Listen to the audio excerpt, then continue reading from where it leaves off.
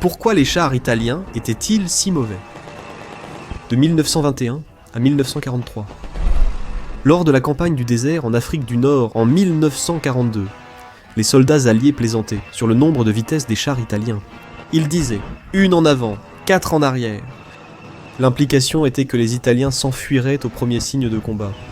En réalité, bien que leurs équipages de chars étaient courageux, ils manquaient d'équipements modernes et souffraient d'un commandement très médiocre.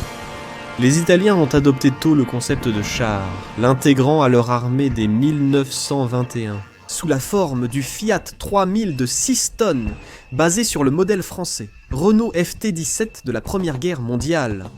Malgré un certain succès auprès de l'armée italienne, ils ont jugé le char trop faiblement armé, avec seulement 2 mitrailleuses légères de 6,5 mm.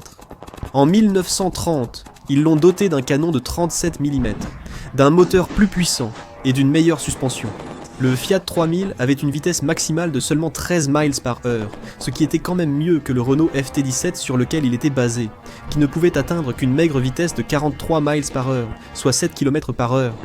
Son blindage n'offrait pas beaucoup de protection, variant seulement entre 6 et 16 mm d'épaisseur. Il pouvait donc à peine arrêter une balle qui le traversait. Mais il n'avait aucune chance face à un obus anti-char. Avec seulement 105 km d'autonomie, ce char convenait mieux au combat lent de la Première Guerre mondiale dans le No Man's Land qu'aux tactiques rapides de la Seconde Guerre mondiale. Même en fuite, le Fiat 3000 pouvait être rattrapé à pied et neutralisé à la grenade par un soldat ennemi. Malgré le fait que ces chars étaient tellement inférieurs à tous les autres chars et avaient plus de 20 ans, ils étaient encore en service limité lorsque les Alliés ont envahi l'île italienne de Sicile en 1943. Le char de soutien d'infanterie italien durant la Seconde Guerre mondiale était le CV-33, entré en service en 1933. Il était principalement basé sur un modèle britannique, datant de 1927. Il était peu coûteux, produit en grand nombre et exporté vers de nombreux autres pays. Néanmoins, avec une autonomie et un blindage similaires à ceux de la Fiat 3000, il était malheureusement complètement dépassé lorsque la Seconde Guerre mondiale a éclaté.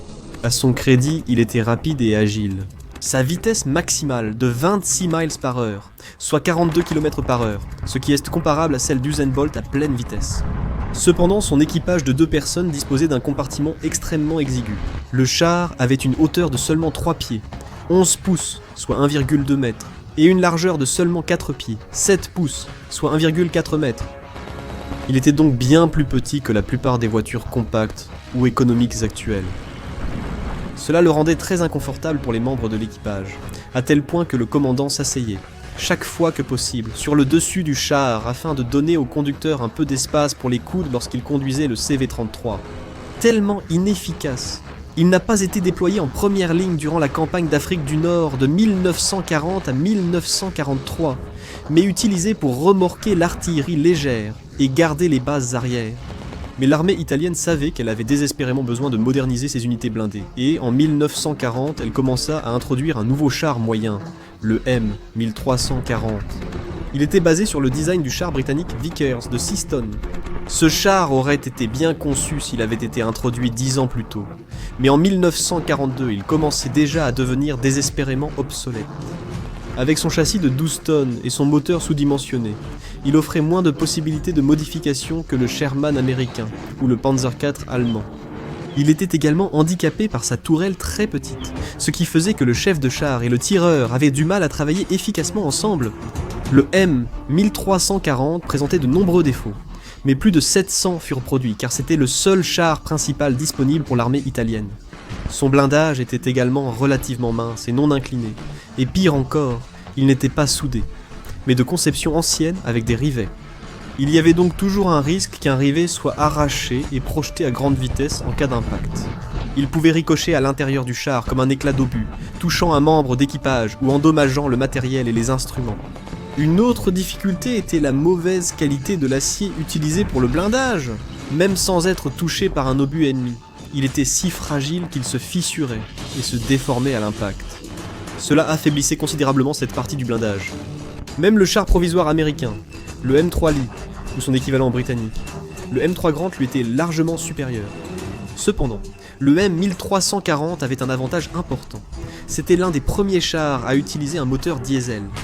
Cela offrait une autonomie bien supérieure et une durée de vie du moteur plus longue que l'équivalent à essence, et il était moins susceptible de prendre feu en cas d'impact. Comme la plupart des véhicules de combat italiens de l'époque, il était peu fiable. L'environnement désertique hostile compliquait sa situation lors de la campagne d'Afrique du Nord. Et le fait que les Italiens ne disposaient d'aucun système formel pour récupérer les chars endommagés au combat ou en panne, signifiait que beaucoup étaient tout simplement abandonnés sur le champ de bataille, lorsqu'ils tombaient en panne ou étaient endommagés. Récupérés, ils auraient pu être réparés et réutilisés. Ainsi, lors de la longue campagne d'Afrique du Nord, il était totalement dépassé et constamment vaincu par les chars alliés au combat. Cela n'a pas été aidé par le fait qu'au début de la campagne, les M1340 ont été déployés avec des équipages qui n'avaient reçu qu'une formation minimale, et qu'il n'y avait aucune communication entre les chars, car ils n'étaient pas équipés de radio. L'armée italienne s'est vite rendu compte à quel point la puissance de feu de la série M1340 était insuffisante, mais elle n'avait pas encore développé de meilleurs modèles pour la remplacer.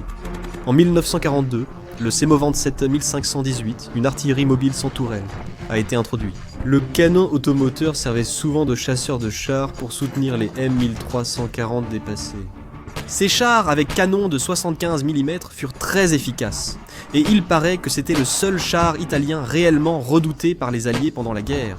Il était en effet tout à fait capable de détruire un M3 Grant ou un M4 Sherman à une distance de 500 yards, soit environ 500 mètres. Mais avec seulement 262 exemplaires jamais construits, ils n'ont jamais été déployés en nombre suffisant pour représenter une véritable menace pour les forces alliées. Les Italiens disposaient aussi du Semovent 9053, une artillerie mobile qui aurait pu faire la différence. Il a été conçu et construit à la hâte en 1942 pour contrer la menace du redoutable T-34 russe. Le Semovent 9053 avait un compartiment d'équipage ouvert sur le dessus et à l'arrière, ce qui signifiait que l'équipage était vulnérable aux tirs d'armes légères, aux éclats d'obus et aux conditions météorologiques défavorables. Et un inconvénient majeur de conception était qu'il utilisait un moteur à essence qui avait tendance à prendre feu lorsqu'il était touché, et à geler lorsque les températures devenaient trop basses. Il avait aussi peu de blindage. Son armement consistait en un canon anti-aérien de 90 mm, soit 3,5 pouces, monté sur le châssis agrandi d'un char M, 1441. Cela s'est avéré très efficace, détruisant les derniers chars alliés à distance. Mais la capacité de son canon était limitée car il ne pouvait transporter que 6 à 8 obus. Par conséquent, chaque canon devait être suivi par un transporteur de munitions spécialement modifié, basé sur le char Fiat L640, qui pouvait transporter 26 obus avec 40 obus supplémentaires dans une remorque tractée. Seuls 45 de ces véhicules de combat ont été construits, et ils ont finalement été utilisés en très petit nombre lors de la campagne d'Afrique du Nord, les autres servant à défendre le territoire italien.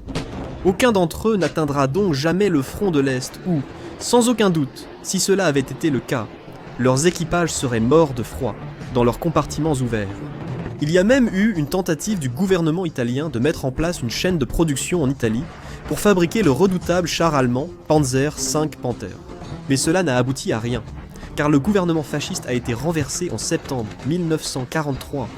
Les Italiens ont fini par produire seulement 3368 chars pendant toute la guerre. Cela représentait un peu plus de 4% de la production totale de chars de l'Axe. C'est encore moins que le nombre produit par l'Empire du Japon, qui avait concentré la plupart de ses ressources sur sa marine et son armée de l'air au détriment de son armée de terre. Dans l'ère d'après-guerre, les Italiens ont finalement produit un char de combat de classe mondiale sous la forme du char de bataille principal Harriet, et il est souvent considéré comme l'un des meilleurs chars du monde.